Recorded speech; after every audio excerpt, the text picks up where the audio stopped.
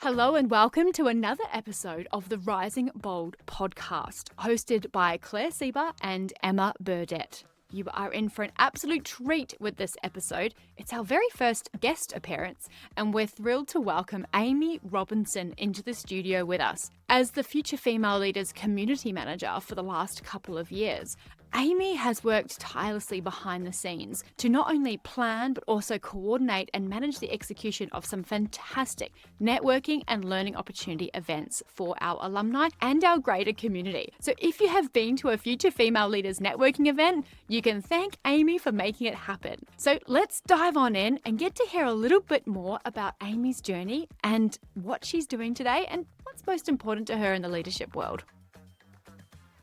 Thanks for joining us today, Ames. Thank you so much for having me. So for those who haven't had the pleasure of meeting Aimee yet, Aimee actually stepped into her first major leadership role in her early 20s, about 23 we were saying, didn't we? Little baby. Aww. And Ames has built a career working in fast-paced, often male-dominated industries. With a background in digital marketing and operations, Aimee has worked across everything from growth strategy and advertising through to building and leading high-performing teams. But what we love most about Aimee is her leadership style. She is very empathetic, she leads with honesty and genuine commitment to helping people grow. And we really see that with all the work that Ames does with our Future Female Leaders community. And at FFL, Aimee plays a huge role in bringing that community to life, helping young women connect, support each other, and realise that they don't have to navigate their careers alone. What a big role to play and part of our organisation. It's particularly special to have Aimee here with us today because for the last, maybe 18 months. 2 years two now. years already. Yeah. Wow, for the last 2 years, Aimee has been on the road having the most amazing time of her life, living a remote working lifestyle. And we've lived vicariously. Claire and I have many moments of, can we swap, please? Can I come sleep in the van with you, please? So to have Aimee here in the flesh in Perth and able to join us here at the Podwave Studios today is such a treat. So thank you again for joining us. And of course, we can't start the episode without hearing a little bit from you, Aimee. We haven't really told you too much about this, but we start every episode with a brave moment. We take time to be a little bit vulnerable or share something that is going on in our worlds or our lives. So would you like to have a moment of being brave and share something with us today? I would love to. And I find this question so fitting because each year I choose a word or theme for myself. And my word of the year for 2026 was brave. I decided that I was going to be more brave and I was going to do things that really push me out of my comfort zone, like sitting on a podcast or something like that. Starting strong. I know. So, yeah, I think something that I've really been struggling with a lot recently is reconciling my changing definition of success. So as someone who was so heavily career driven from such a young age, my version of success was the salary, the job title, I suppose all of like the stereotypical conventional ways that we would define success. And with how I've been living the last 2 years, success is more defined by how calm I am, how grounded I am, and how happy I am. And I've come to a place where I want both. And I'm finding that to be really difficult because they seem to be opposing and at odds with themselves. And yeah, it's something that I'm just, I don't know, is causing like a bit of tension in myself because I feel like I'm being pulled both ways a little bit. And coming back home always brings the lot to the surface quite a bit because I'm getting to catch up with older work friends and kind of being reminded of that really fast-paced lifestyle that I used to live. And I'm catching up with girlfriends who are hitting really big milestones, like they're buying their first home and they're having their babies and all of those incredible things that I'm just so overjoyed for them for. And I'm just living in a van, you know what I mean? Well, downplays it, but I'm traveling full time and it just seems like, yeah, just very different. But I want both. And I'm finding it really hard to land in a place where I feel really comfortable with both definitions of success because it feels at this stage like I've got to pick one and I'm kind of struggling with that a little bit. I resonate so much with what you're saying and I think there'd be so many people listening that would be like, yes, yes. And just listening to you talk as well around sometimes when you move yourself out of the echo chamber that you were in. Like you're in Perth and you've got, by the sounds of it, great girlfriends, loved your career, all of those sorts of things. But then you pull yourself out into this different way of living and you meet a new group of people, you live a different way, you start thinking about things differently and you're really comfortable and happy in that.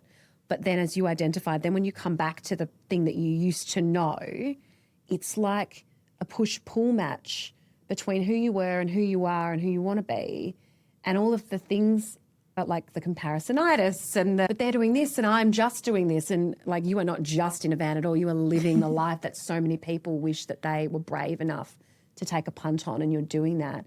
But I just think I'm having so many conversations with people at the moment having those similar feelings for show. I feel like I opened up a can of worms a little bit. No, it's so good, and I think it's so relatable. Yeah. I'm glad it's like, it's not just me. I know that seems maybe that seems a little bit silly to say out loud, but yeah, I feel as though, at least in my life, the people I've come across, they either kind of sit on one or the other in terms of that spectrum of what success looks like. And I think I haven't witnessed, at least in my life, a lot of people really struggling with the push and pull of both of those ends.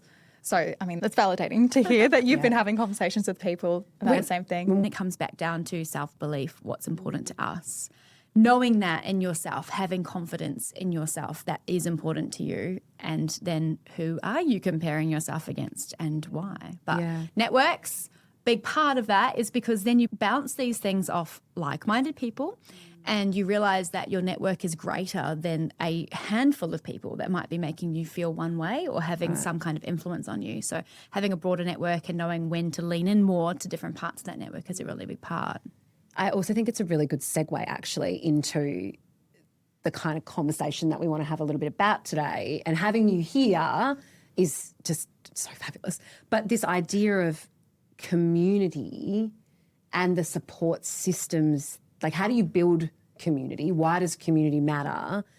The impact that it can have on how you see yourself and what's important to you as well, and having the right support system. So I'm super keen to dig in today around what your definition of community is and how you surround yourself with different kinds of people. But before we dig into what that looks like, I really, really, really want to hear a little bit more about before you set out on the van and what your leadership journey was like in corporate, particularly moving into leadership at such a young age and in a male-dominated environment. Firstly, what was that like? And who did you need to surround yourself with in order to feel like you could keep showing up? Yeah, that's a great question. So I suppose my journey kind of started straight out of university. I went straight into a full-time position at this agency, and this agency, I was very fortunate. They just had so many great growth opportunities because they were growing. So there's new positions popping up all the time. So I was able to go from an intern to a junior to a senior to a pod lead within two and a half years. So also a pod lead, team lead. They just refer to them as pod. If I bring that up, that's some love some agency lingo. I know. I have to remember sometimes the agency lingo. It's a whole other world, honestly. I was like, pod lead. Did you lead a podcast? Yeah, I know. I was like, well, we're doing a podcast, confusing. Pod lead, team lead, same thing. And I think what people might expect me to say is think, oh gosh, I was so young, I wasn't ready.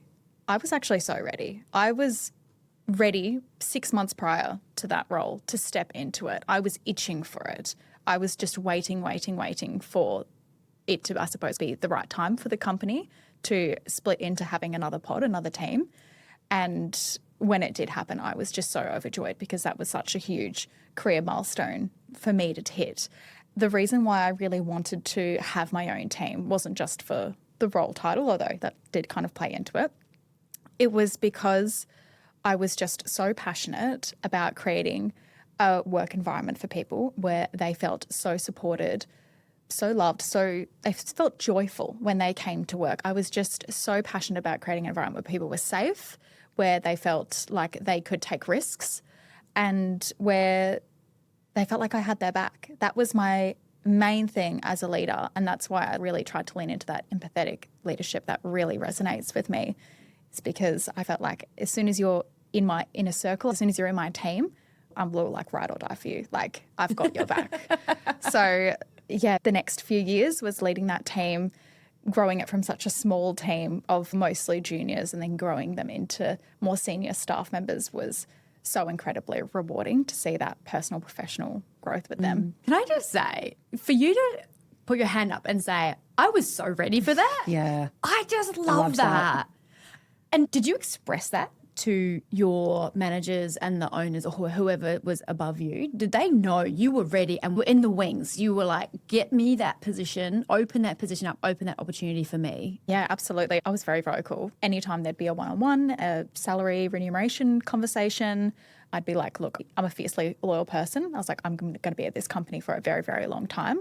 And this is the growth journey that I want. You tell me what I need to do to be able to get there. And then I would literally write it down like a checklist. I had my little goals journal I'd bring into those meetings, and I'd write it down, the things that I needed to do. And sometimes it would be quite literally like, what skill do I need? Okay, what book recommendations do you have around that skill? And I would literally write down, read these books. Amen, sister. Tick it off, like very A-type personality, as you can tell. But yeah, very, very hungry. I just wanted more growth. And I did have such rapid growth in those years. And that's something I'm very grateful for, because I was just quite fortunate that that's the environment that I stepped into. You know, I could have stepped into another company that wasn't having such rapid growth and those opportunities weren't popping up.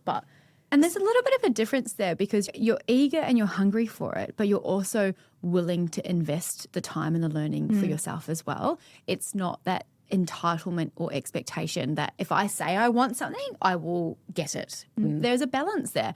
And I just love that you were just saying, what do I need to do? What do you need me to do? And then you were showing up and you were doing it and learning and investing in yourself as well. Yeah, I knew I needed to prove myself, not only because of just the fact that I was a young woman, but I looked a lot younger than what I was as well. So I'd go into client meetings and they'd be like, oh my God, I'm sitting here with a 17-year-old, because that's what I looked like at the time. So I felt like I had to bring so much more confidence. And for me, confidence came with preparation and learning. So that's why I was always like, what do I need to do? How do I need to improve? Get really specific with me and I will tick it off. I love that. I think that's brilliant advice for anybody listening that's got aspirations to grow and develop in their career. You cannot just sit and wait for it to come to you. You need to go and have those conversations, and you need to be proactive about your own growth. Like, what can I do? Or here's what I am doing. What would you add to that? And then keep playing back to the stakeholders that you're working with around, here's what I'm doing, here's what I'm learning. Like, what else could I be doing? And just keep demonstrating that kind of strategic self-promotion, because it builds credibility, it builds reliability, it builds trust, all of the things that then allow you to advance. One of the things I'm curious about is, I love your ride or die leadership style kind of definition. Like, if you're in my inner circle, I back you. What did you find hard about leading that way, either with your team or perhaps even with other leaders, like your peers with maybe different styles? That is a fantastic question, because that's something that I've reflected on quite a bit over the last couple of years since I've had a big change in my lifestyle. One thing about my ride or die attitude was that if a team member wasn't coming to the table with the right performance or the right attitude, I categorically was like, that's a me problem. There is something I'm not giving them. I'm not providing for them like an environment where they can succeed. So it's all on me. And there was one or two team members who I did really struggle with their attitude or their performance, or sometimes both. And I would go to the more senior leadership or other leaders that were on my same level and be like, how do you deal with this? What are you doing for your team? Do you have any ideas? Same thing, I get my notebook out. I would write it down. I'm like, yep, I'm going to try this. I'm going to try this with them. There's something I'm just not doing. And it was a very self-sacrificing version of leadership, because essentially I was putting all the blame on myself, and I was able to hold my team accountable when they made mistakes, because I always had the attitude, I was like, they know better and they can do better. So I just don't need to berate them. I will tell them this is not good enough, this is the consequence, and here's what we're going to do moving forward to make sure it doesn't happen. With these couple of team members, and I did not make this decision at the time, but I should have, they just didn't belong in my team. And I didn't realize that. I thought there was a fault with me. I thought that there was something I was doing wrong, and I would beat myself up over it so bad, because I would look at the other 13 people in my team and go, they're thriving. Why aren't these people thriving? There's something I need to change to do better. And ultimately I was already doing my best and they just didn't gel. Like maybe they weren't a company fit or maybe they just weren't a team fit with my team specifically. So yeah, that was something I really struggled with for a long time. And I always would reflect and think, oh, what could I have done differently? I'd listen to leadership podcasts and I'd be like, maybe that was something I could have done differently. And then I distinctly remember listening to one leadership podcast. It was actually an interview with, it's a bit intense, with a lady from the military. And she was saying how sometimes you need to make really quick decisions if someone is going to undermine you as a leader. And you need to sometimes be really harsh. And that was when it kind of hit me. And I was like, oh my God, they just didn't belong in my team. And I didn't want to make that call. Yeah, I almost saw it as a failing as a leader if it got to that point. But I should have had those brave conversations with them and be like, do you actually want to be here? And I didn't. I was just like, there's something else I can do different. There's something else. So yeah, I suppose that was how I struggled with my own team, with that leadership style. When it came to other people in the company as well, there was definitely a little bit of friction sometimes with people who had different leadership styles because from the outside looking in, it could sometimes appear as though all I wanted is for everyone to be my best friend. And that's all I wanted. I didn't really care about performance that much or about, I don't know, keeping people accountable or things like that. All I wanted was just a big group of happy friends. And I remember one time having a conversation with someone else on the leadership team and I was like, this is going to sound really brutal, but I don't need any more friends. I have such a fabulous, gorgeous group of friends outside of work. I love the people I work with, but they're not my closest friends. They're not. And I'm okay with that. That's not what I'm here for. But I know what I'm trying to do is build rapport. That's what I'm doing. And I'm building trust. And I think that that looks different for people. And sometimes that can be misunderstood as trying to be Miss Popular in a way, you know? Yeah. Especially being a younger female. We get to see that in the marketing space all the time. Oh, the fun marketing girl's here. Or the hype girl. Yeah. Or the personality hire. You get those kind of comments and you're like, because I bring a good vibe and because I encourage people and get people enthusiastic about stuff, it doesn't mean that I don't take my job very seriously and I'm a high performer and I'm driving for results. Good on you for recognizing all of those situations. Much self-reflection that you've had. And I love that you have come around to the point of, because it is incumbent on leaders to look in the mirror and go, what do I need to be doing more of, less of, differently to try to get the best out of my team? So I think don't ever lose that. But that doesn't mean that you take 100% of the accountability of somebody's ability to show up and perform. And I love that you have had that realization of like, what was I doing? What was I not doing? What could I do more of? But actually, what are they doing? And what conversation am I having with them to understand more about, do you want to be here? And so in the spirit of like building community, you've done an incredible job of helping us build our FFL community. But I want to talk about, because everybody's in a community, right? We're in our own community. We've got multiple kind of micro communities with the people that we hang out with. We've got, family communities, friends communities, stakeholder communities, all these kinds of things that some of them feel really good. Some of them you can have a really big community of people that you're in and yet you've never felt more lonely. So the definition of community is not just people, it's how do I feel that I belong and am accepted and am appreciated for who I am in a group of people. And so I'd love to touch on, what do you think goes into actually building a community, whether it's a team community or a pod community? As Look I'm at now her. learning. You are ready to step straight into an agency with that type of language, honestly. Like I'm the new pod leader. But both of you, what do you think goes into actually building a community that thrives? I think what creates a thriving community ultimately does change depending on the context. But a few underlying similarities, I think, is showing up with the right energy. If you're showing up with an open heart, open mind, and you're willing to be vulnerable to create connection, I think that's probably the best starting point for creating and building community. I think it's very difficult to build community and build those connections, because community begins with just one connection, right? And then it all snowballs. So you've got to learn to be able to at least kind of create that one connection with someone, and that might open up another door to meet another person in their world, and then it all goes from there. But if you're not willing to open yourself up to let people see the real you, and if you're constantly putting up a facade, you're going to find it very, very difficult for them to do the same and for that to become a genuine, long-lasting connection. I feel like sometimes in the corporate space, and this is where I look to both of you as inspiration, because you don't do this, but I feel like sometimes in the corporate space, people have their corporate personality and then they have their their at-home selves, if you will. And of course, there's always going to be slight differences, because you're going to have how you show up in a more professional context versus where it's a bit more casual.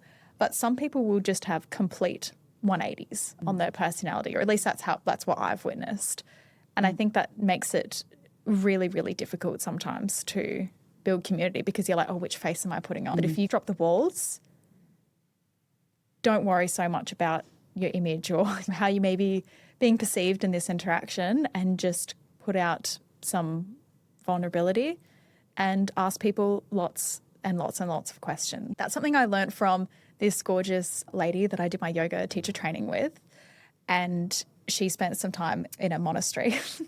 And something she learned in the monastery was the people that she was living with almost never spoke about themselves. They were just always asking questions, but they had the most deep, profound conversations. And that's how I always found conversing with her. And so I always try to think of her when I'm meeting someone new, being like, what is a beautiful, inquisitive question I can ask about this person to learn more about their life and their inner world? So good. I'm just in awe. Are you in awe, Claire? I am. I'm like fangirling right now. Aimee, you are an incredible human being. Stop. Okay, now that I've like stopped blushing.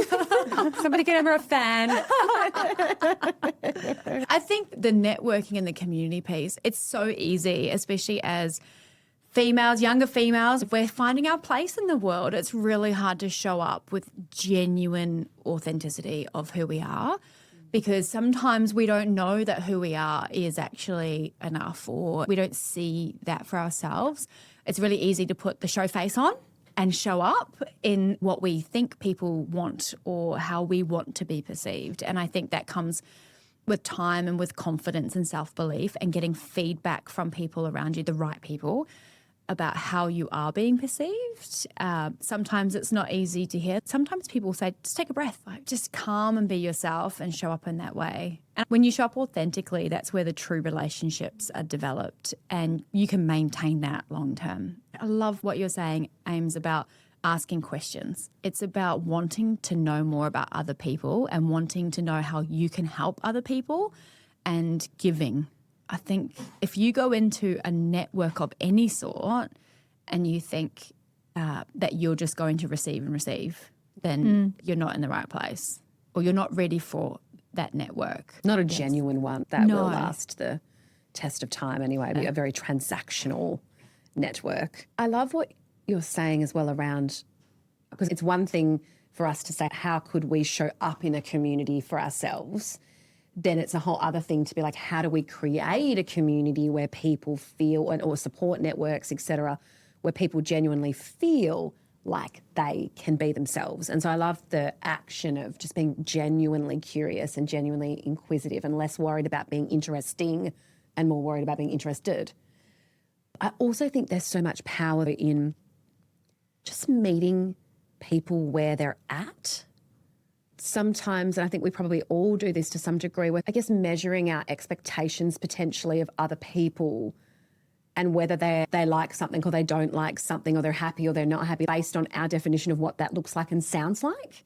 I know I do that sometimes. I'll be like, oh gosh, I don't think they had a very good time because they weren't maybe as extroverted as I am, or as outwardly obvious in their enthusiasm, sometimes too obvious. And so I'll be like, oh my gosh, I haven't made them feel welcome, or I haven't made them feel supported. But then I'll get a message later being like, I felt so included and a part of something. And so I think there's huge value in just meeting people where they're at as well, in order to create spaces and communities where people actually feel like they genuinely can belong in that belonging is about, I feel that it's okay to be myself. And I think we all know that being part of networks is important, and we're all in that type of community environment where we know we want to invest into those networks. I was just thinking about how we actually know each other. We were both in the marketing space. You were in an agency. I was starting in the marketing space myself in business, and we just met through mutual contacts, and you just align on common values and asking each other questions, getting to know each other more and more. And when you took the leap to step away from your full-time job and go and travel, you were looking for opportunities. You wanted to have a purpose and keep developing your skills, keep contributing positively towards different organisations. And so that's how you then started working with us at Future Female Leaders.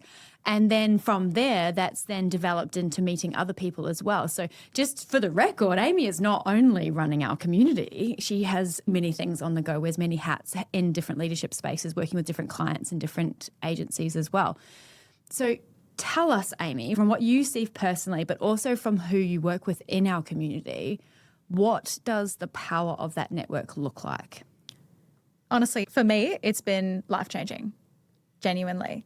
It's given me a change in perspective. For one, it was literally conversations that I was having at a pitch night at FFL event, like in previous years before I made that leap, of talking to people about different lifestyle changes and about career breaks and stuff that they had taken and things like that, that made me think that, oh, maybe something like that actually would be possible for me. So for me, it was like a change in perspective. But there's also been quite tangible opportunities that have come out of that too. Like, I'm just so fortunate to work with the most incredible people right now. The clients, the humans that I work with are just phenomenal. And they have all come from my network, mostly from you, Emma, actually. So thank you very much. Connectors right here. Yeah, literally. Yes. And I've just seen so much value that I've also been able to give other people by, again, connecting them, or I've heard of someone who needs this and I know someone else who's looking for a job and I've put them in front of each other. And it just feels really good to be able to do something kind for someone and to be able to help them out. I think in terms of what you can get out of a community, to be honest, it's as much as you put in. And for a while it might be you're putting in a lot and you're not getting a lot back, or that might feel like that. But as long as you are staying aligned with your values, it will always come back in some form or another, but you shouldn't also be expecting anything back. That's also the value of community. Sometimes all you might get back is a heartwarming conversation and a friend or something like that. And that's okay. Or a few likes on your LinkedIn post. Exactly. Sometimes community is about having those advocates going, yeah, that's cool, great job. You know? Yeah, absolutely. I even had a situation where there was a person who I'd done a university assignment with, so a very, very long time ago. I didn't realise, but she was a part of my community in some way, because when my sister was going for a job, she heavily advocated for my sister because she knew me.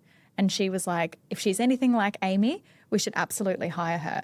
I hadn't spoken to her for a couple of years, but she was still in my community. I didn't even realise. So you never know who is actually in your corner. So it's always really worthwhile showing up as your best self as you can in those different areas of your life, because I was so not expecting that. And I was very touched when I heard that.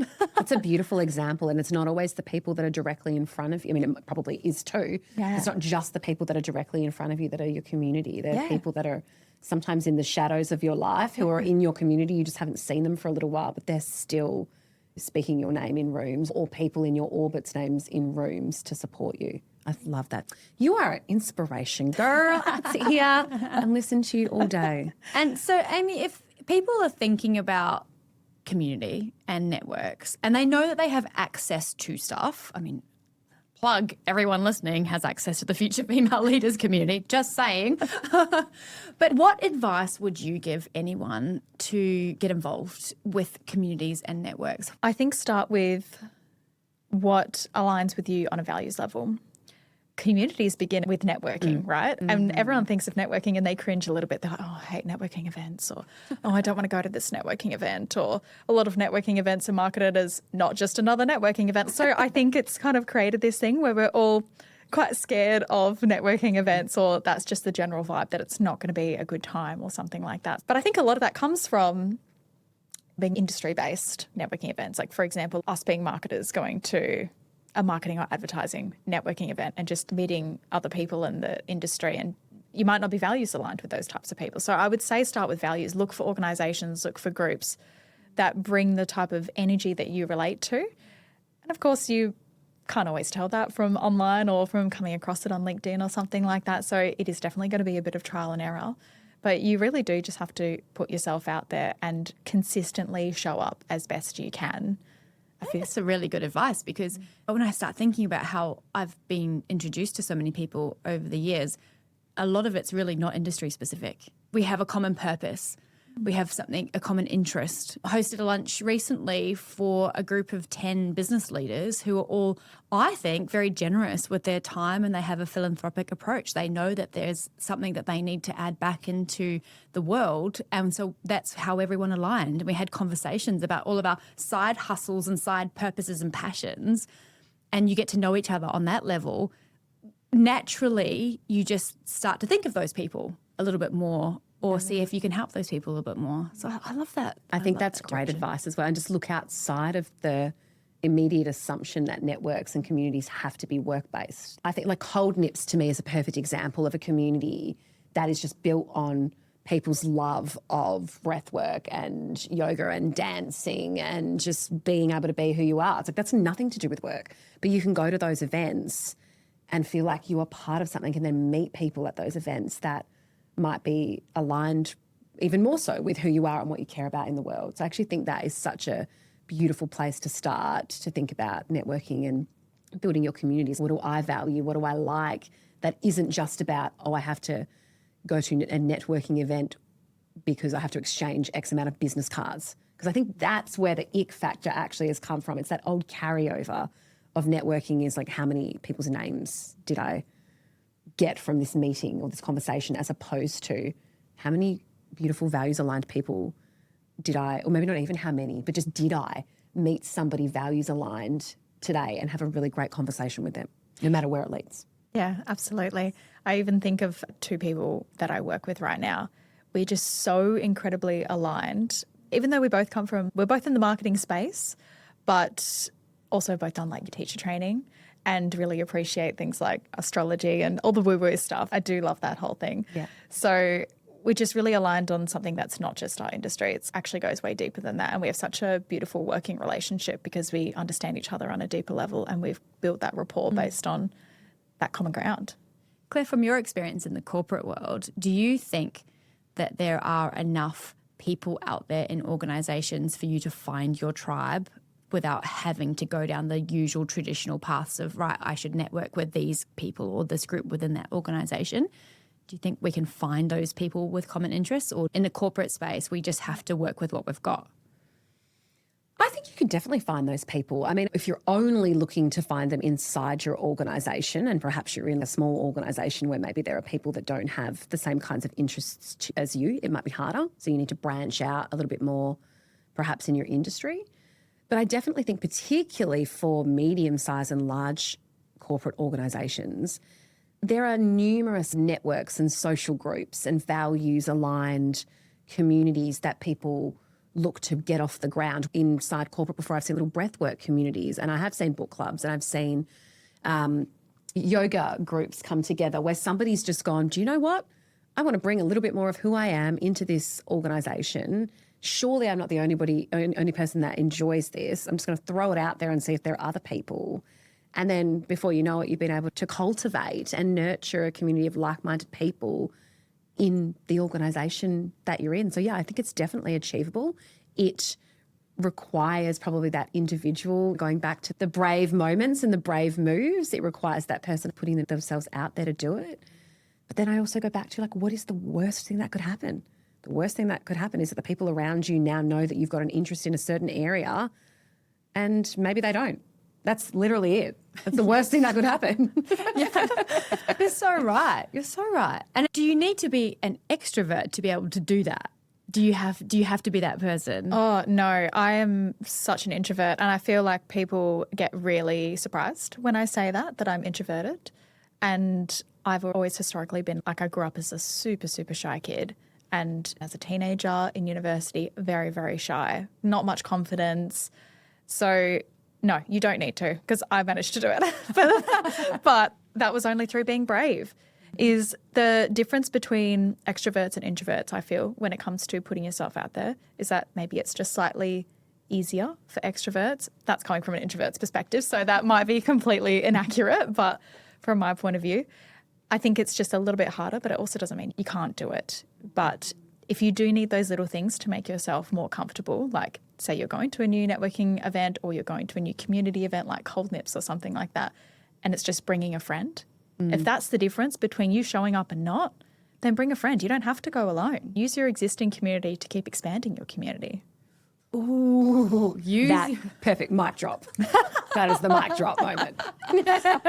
use your existing community to keep expanding your community. Wow. That is some great advice. We've heard so many nuggets of gold from you today, Aimee. That's the socials captions done. And thank you so much for joining us and having this conversation. I know we could just keep talking forever, but we probably should go do work stuff. Back to reality. Thanks, Ames. You're amazing. And we're so grateful to have you as our community manager. Couldn't think of a better person. Oh, and on the topic of community and networking, we will make sure we drop a link to Aimee's LinkedIn profile in the show notes. So if anyone wants to connect in, give a shout out to Aimee or perhaps send her a message to say, I listened to the podcast. I'm sure she would absolutely love to hear from you, because as an introvert, putting yourself out there, sitting down in the hot seat and having these conversations is not easy. And we absolutely love you for doing it, for joining us today, and everything that you contribute to our organisation. Thank you so much, Aimee. Thank you so much. It was such a pleasure. Such a pleasure to join you.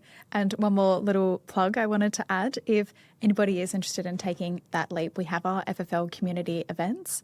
So if you head to our website and head to our FFL community page, you'll see a list of upcoming events. And if you want to take the plunge, you're more than welcome. You'll be welcomed with open arms. So that's what it's all about. Community, networking, and being there for each other and helping each other rise. Perfect way to end this episode. Thanks again, everyone. We'll see you very soon for our next episode. You've been listening to the Rising Bold podcast, accelerated by future female leaders.